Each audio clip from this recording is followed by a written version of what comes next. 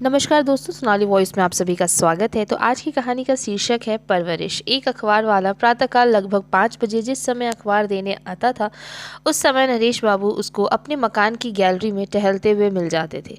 प्रतिदिन वह नरेश बाबू के आवास के मुख्य द्वार के सामने चलती साइकिल से निकलते हुए अखबार फेंकता और उनको नमस्ते बाबूजी बोलकर अभिवादन करता हुआ फर्राटे से आगे बढ़ जाता।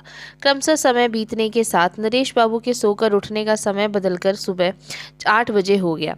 जब कई दिन तक नरेश बाबू उस अखबार वाले को प्रातः टहलते नहीं दिखे, तो एक रविवार को प्रातः लगभग 6 बजे वह 9 बजे वह कुशल क्षेम लेने के लिए उनके आवास पर आ गया। तब उसे ज्ञात हुआ कि घर में सब कुछ कुशल मंगल है। नरेश बाबू बस यूं ही देर से उठने लगे थे। वह बड़े सविनय भाव के साथ हाथ जोड़कर बोला, बाबूजी एक बात कहूँ। नरेश बाबू ने कहा, बोलो। वह बोला, आप सुबह जल्दी सोकर जागने की अपनी इतनी अच्छी आदत को क्यों बदल रहे हैं? आपके लिए ही मैं सुबह जल्दी गांधी मार्ग से अखबार उठाकर फिर बड़ी तेजी से साइकिल चलाकर आप तक अपना पहला अखबार देने आता हूँ। सोचता हूँ कि आप प्रतीक्षा कर रहे होंगे। नरेश बाबू ने बड़े आश्चर्य से पूछा, अरे तुम गांधी मार्ग से अखबार लेकर आते हो इतनी दूर से? हाँ, सबसे पहला वितरण वहीं से प्रारंभ होता है, उसने उत्तर दिया। तो फिर तुम जगते कितने बजे हो? 2:30 बजे। फिर 3:30 तक वहाँ पहुँच जाता हूँ। फिर नरेश बाबू ने जानना चाहा। फिर लगभग 7 बजे अखबार बांटकर घर वापस आकर सो जाता हूँ। फिर 10 बजे कार्यालय। अब बच्चों को बड़ा करने के लिए ये सब तो करना ही होता है। रमेश बाबू कुछ पलों तक उसकी ओर देखते रह गए और फिर बोले, ठीक है, तुम्हारे बहुमूल्य सुझाव को मैं अवश्य ध्यान में रखूंगा। इस घटना को लगभग 15 से 20 वर्ष बीत गए थे। एक दिन प्रातः 10 बजे के लगभग वह अखबार वाला नरेश बाबू के आवास पर आकर एक निमंत्रण पत्र देते हुए बोला, बाबूजी, बिटिया का विवाह है, आपको सब परिवार आना है।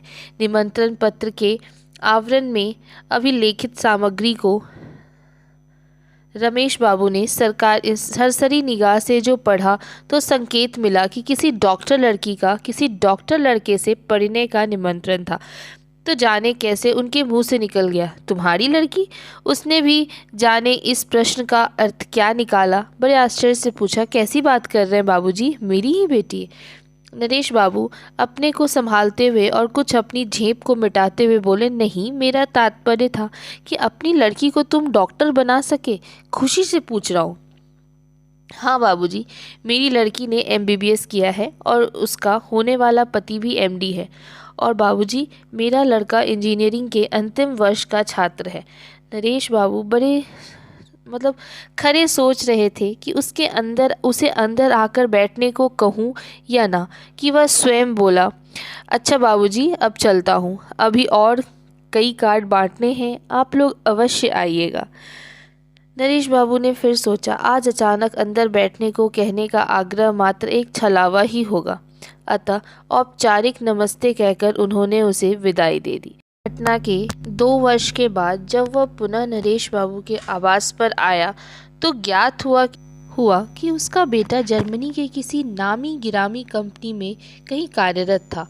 उत्सुकतावश नरेश बाबू ने उससे प्रश्न कर ही डाला कि आखिर उसने अपनी सीमित आय में रहकर अपने बच्चों को ऐसी उच्च शिक्षा कैसे दे डाली। उसने कहना शुरू किया, बाबूजी, इसकी एक थोड़ी सी लंबी कहानी है, फिर भी मैं आपको बताए देता हूँ। अखबार नौकरी के अतिरिक्त मैं खाली समय में भी कुछ न कुछ कमा ही लेता था। साथ ही अपने दैनिक व्यय पर इतना कड़ा अंकुश था कि भोजन में सब्जी के नाम पर रात में बाजार में बची कुची कद्दू, लौकी, बैगन जैसी मौसमी सब्जी, सस्ती सब्जी को ही खरीदकर घर पर लाकर बनवाया करता था।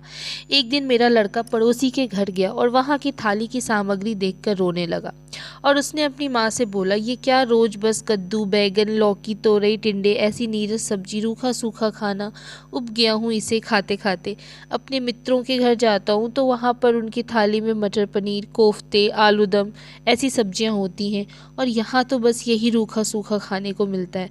मैं सब कुछ सुन रहा था तो मुझसे रहा न गया और मैं बड़े उदास मन से उसके पास जाकर बड़े प्यार से उसकी ओर देखा और फिर बोला, पहले आंसू पोंछो, फिर मैं आगे कुछ कहूँगा। मेरे ऐसा कहने से उसने अपने आंसू खुद ही पोंछ लिए।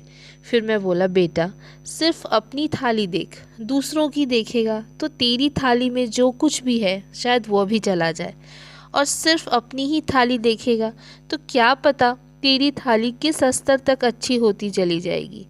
इस रूखी सूखी थाली में मैं तेरा भविष्य देख रहा हूँ। इसका अनादर मत कर, इसमें जो कुछ भी परोसा गया है उसे मुस्कुराकर खा ले। उसने फिर मुस्कुराते हुए मेरी ओर देखा और जो कुछ भी परोसा गया था उसे खा लिया। उसके बाद से मेरे किसी बच्चे ने मुझसे कभी किसी प्रकार की कोई मांग नहीं की। बाबूजी, आज का दिन मेरे बच्चे के उसी त्याग और तपस्या का परिणाम है। उसकी बातों को नरेश बाबू बड़ी तन्मयता के साथ लगातार चुपचाप सुनते थे और बस यही सोचते थे कि आज के बच्चों की कैसी मानसिकता है कि वह अपने अभिभावकों की हैसियत पर दृष्टि डाले बिना उन पर लगातार अपनी ऊट पटांग मांगों का दबाव डालते रहते हैं। कोई इस दिल का हाल भला क्या जाने। सच ही कहा है किसी ने, ख्वाहिशों का कोई अंत नहीं होता, उसे जितना दबाओगे वो इतना बढ़ेगा। तो राधे राधे जी। आपको ये छोटी सी कहानी कैसी लगी आप मुझे ज़रूर बताना, और अगर अच्छी लगी हो तो इस कहानी को लाइक करना, शेयर करना और मेरे चैनल को सब्सक्राइब करना। आपका एक सब्सक्रिप्शन मुझे बहुत